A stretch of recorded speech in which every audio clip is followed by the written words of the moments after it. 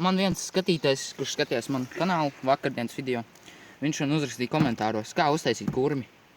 Protams, kas jums vajadzīgs? Tātad folija bumbiņas. Redzam, šitādai tādu savus pudeli. Šitā netīra bija, nu tas tā. Tad korķi obligāti. Un kurmi, tātad tolas šķidrumu tīrāmu.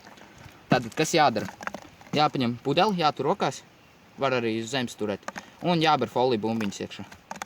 Bet nav jābara daudz, tūlīt parādīšu, cik jums vajag. Un šitādai pudelītē pietiks tik folijas. Tur daudz nevajag tā.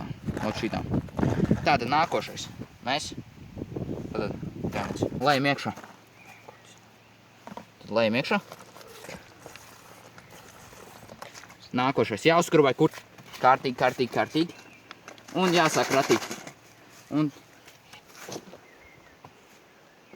Un tātad skatāmies, plīt viņi sāk pūstēt. Redzēt, balti jau paliek iekšā.